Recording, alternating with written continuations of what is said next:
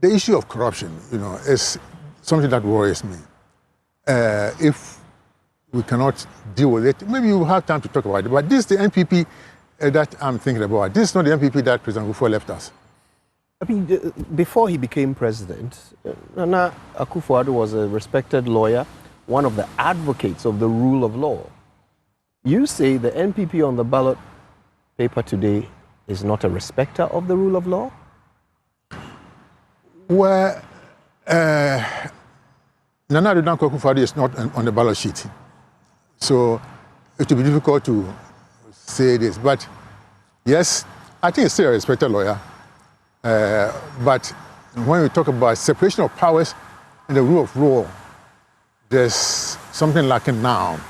If we look at what is happening in Parliament, Parliament is not sitting. That is a very important arm of government.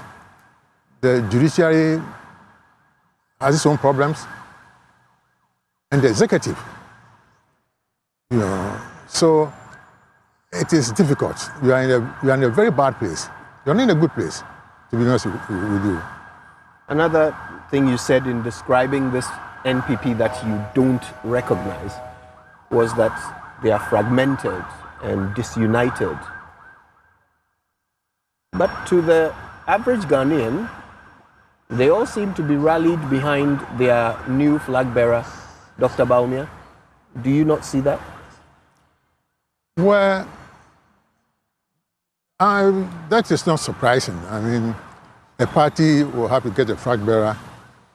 But then again, Dr. Bawumia is a very nice person. But I don't see him as a person who has emotional attachment to the MPP. Why do you say that? I'm saying this because before he was elected to partner Nana Akufo-Addo about 16 years ago, he was not even a member of this party. But a lot of people did not agree with that choice, including President Akufo. But it was accepted because he was portrayed as an economic guru who was going to help us. What did you think of the choice at the time? Well, I didn't mind, I mean, if a person is good and he can help the nation, why not? But those expectations have not proved true. So that is where I have my problems. And when it came to choosing a successor to Nana Akufo-Addo, the party and the government did a few things to the delegates. Delegates who were weak had their arms twisted. Those who were fearful were intimidated. And those who were corrupt were bribed to vote for Dr. Bawumia. And true-blooded MPP people, Alan Martin, Gwenda Preoku, Adenimo, Bakwe Jakom,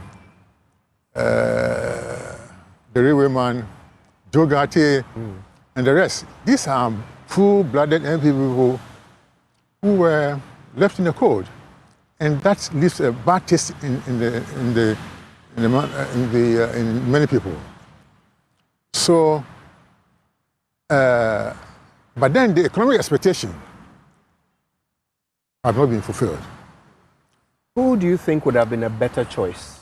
I don't know. I've said it before that any of the others. So should they have